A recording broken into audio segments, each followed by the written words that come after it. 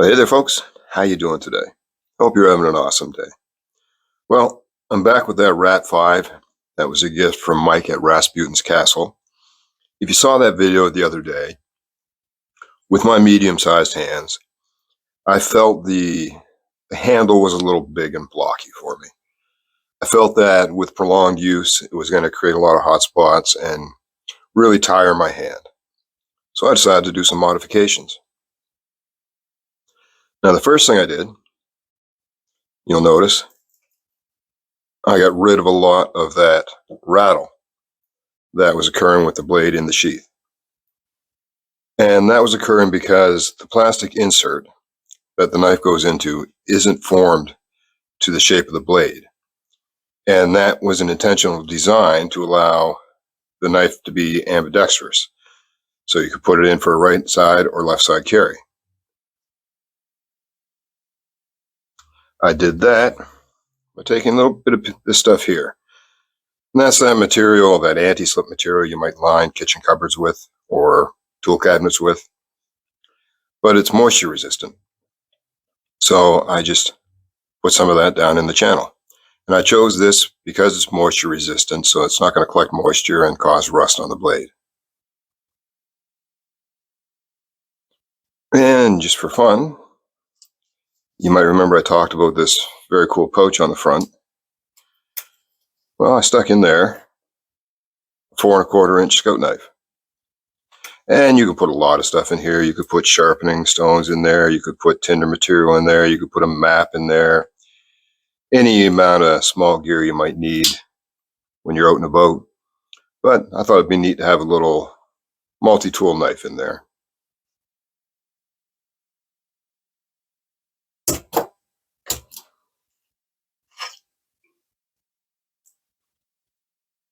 So just a bit of a rundown on the knife. The knife is produced by the Ontario Knife Company in the USA. Came out, I want to say, around 2002. It was a collaboration with the Randall Adventure Training Group, and that group later went on to produce the SE line of knives. And this one shares a lot of common characteristics with the SE5. The overall length is 10.5 inches. You've got a 5-inch clip point blade with about a 4.38 inch cutting surface. Blade height at its highest point is 1.5 inches. Blade thickness is about 0.2 inches. The steel is 1095 high carbon steel, and you have a baked on textured coating. The grind is a flat grind. You got some jimping along the spine. You've got a generous finger choil and sharpening choil. Good bit of distance from the plunge grind, so you should get lots of sharpening out of it. The handle length is about 5 inches, linen micarta covers. Weight is about 11.2 ounces, and the Rockwell hardness on the steel ranges from about 57 to 59. So as far as modifications, I'm sure you've seen some of them already. One thing I did was I stripped away some of the coating on the back of the spine to allow it to strike a ferro rod. It was fairly squared off enough, but with the textured coating, you just can't get a spark from that. So I just put it on a small belt grinder and stripped some of that away.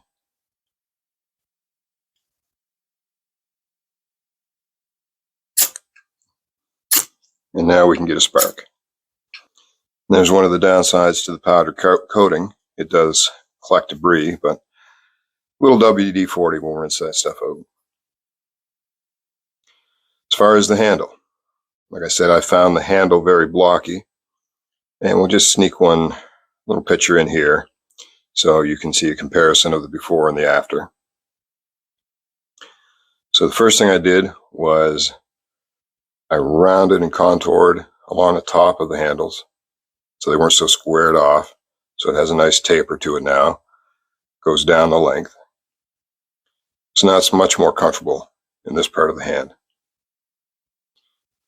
And I had a very noticeable hot spot with the original configuration where the crease on my fingers went right on the squared off portion on the cover. So I took a lot of material out of here, rounded it back, tapered it. Hopefully see that here. And then I added an index finger groove on both sides, so that finger can wrap nicely around now. And workable from both sides. So that took away a lot of the hot spots in here. It allows my fingers just to wrap around much better.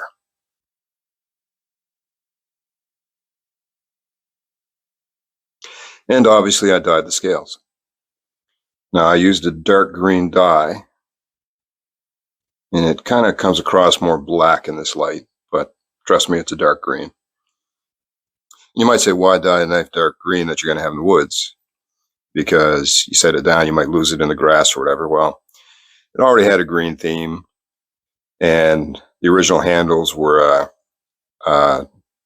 tan and green. So really, green dye was all I had.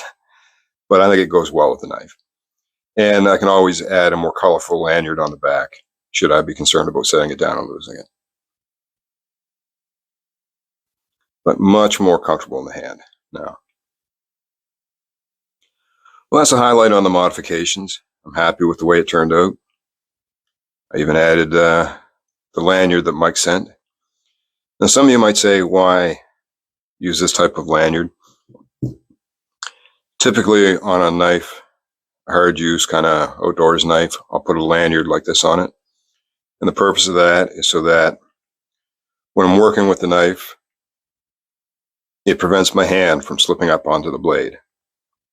This one has a small bit of a finger choil there, but not enough for confidence, so the lanyard helps keep my hand from slipping. This one here has a pretty generous finger guard, so I'm not particularly concerned about that.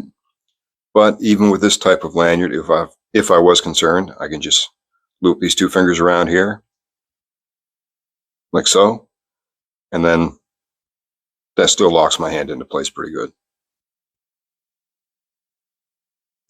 Anyway, if you'd like to stick around for the rest of the video, I'll put up some highlights on the process, how I contoured the handles, how I removed that bit of coating on the back, and how I did the dyeing.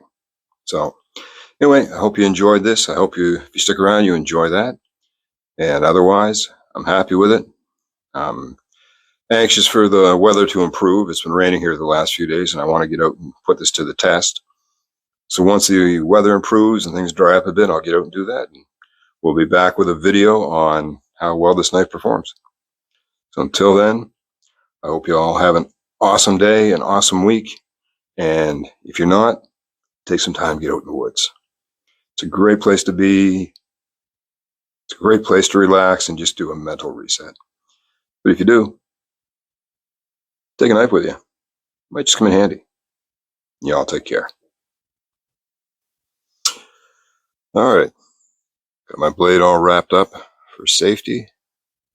And right now I'm just taking some 100 grit. I'm not sure. I've never worked with micarta before. I don't know how quickly the material is removed. I've read that it's a dense material and takes some aggressive sandpaper, so I'm just going to play with it, work it with the 100, and see how well it contours.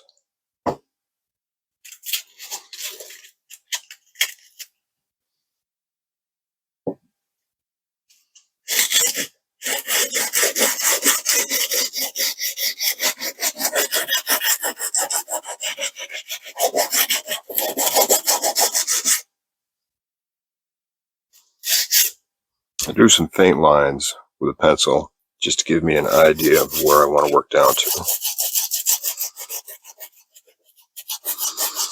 Anyways, I'm going to continue on with this and just see how I feel about the progress.